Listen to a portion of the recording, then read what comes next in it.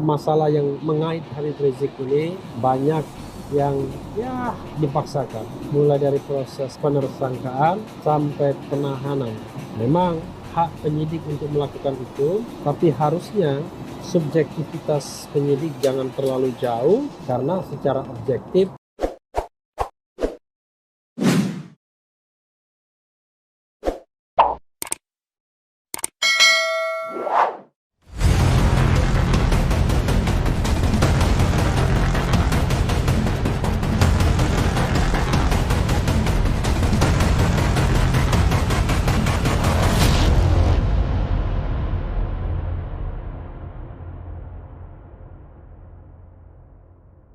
Assalamualaikum warahmatullahi wabarakatuh, Sobat RH sekalian. Jumpa lagi kita di channel yang keren ini, Keren Cadas. Kali ini saya mau menguber tetap above the sky, on the sky. Dan lebih dari setengah jam lagi kita akan mendarat. Tapi saya akan menguber satu berita tetap tentang Habib Rizik, karena itu berita yang paling hangat ya. Yaitu ini ada berita Kamil Pasha beber kejanggalan prosedur penetapan tersangka Habib Rizik oleh polisi. Kita bacakan ya. Sebagaimana dilansir lagi-lagi oleh jpnn.com, bahwa di sini dikatakan sepertinya dipersoalkan penetapannya Habib Rizik ya sebagai tersangka di kasus dugaan pelanggaran protokol kesehatan dalam acara pernikahan putrinya Sharifah Najwa Shihab ya. Najwa Shihab ini Najwa Shihab yang beda ya, di Petamburan pada November 2020 lalu. Melalui kuasa hukumnya, Habib Rizik menyampaikan keberatan dalam sidang perdana gugatan pra-peradilan di PN Jakarta Selatan pada Senin 4 Januari.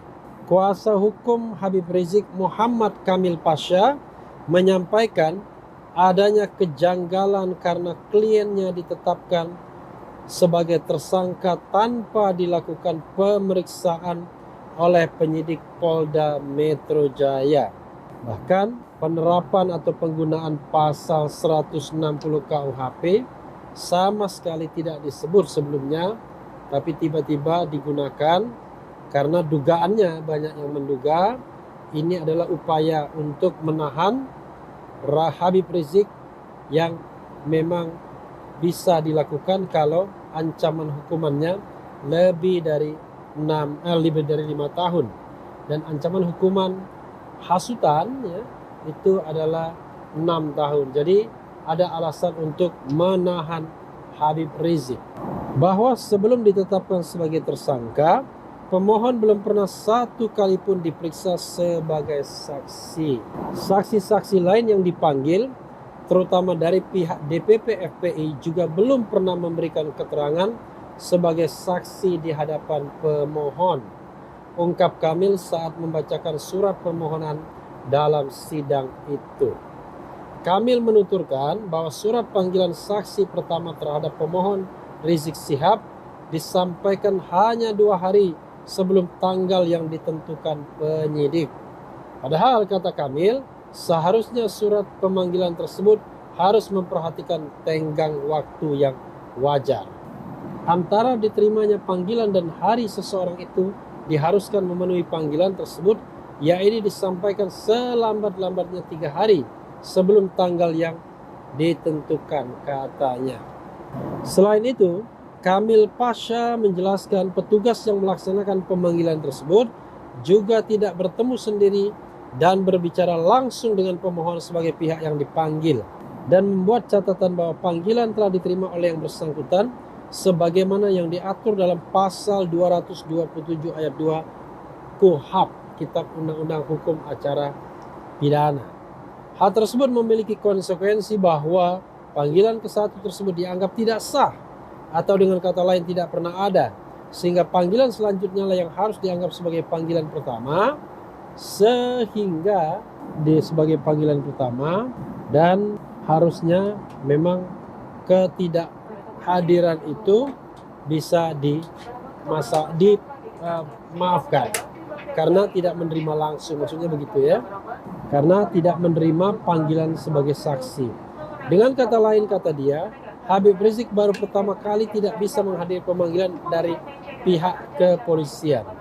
Alasan ketidakhadiran Habib Rizik saat itu karena yang bersangkutan masih dalam proses pemulihan. Alasan ketidakhadiran Habib Rizik saat itu karena yang bersangkutan masih dalam proses pemulihan karena sempat dirawat di rumah sakit. Tim kuasa hukum mendatangi pihak termohon, 1 penyidik RED, untuk mengirimkan surat pemberitahuan bahwa pemohon tidak bisa hadir. Seharusnya termohon 1 menjadwalkan kembali waktu pemeriksaan ataupun membuat surat panggilan baru, bukan malah menetapkan pemohon sebagai tersangka tutupnya. Ya, sobat RH sekalian, ya, dalam soal ini memang ada praktik, ya, tapi ada juga memang kewajaran proses. Bisa jadi seseorang ditetapkan sebagai tersangka tanpa pemeriksaan karena orang tersebut memang selalu menghindar dan sulit untuk ditemukan lokasinya.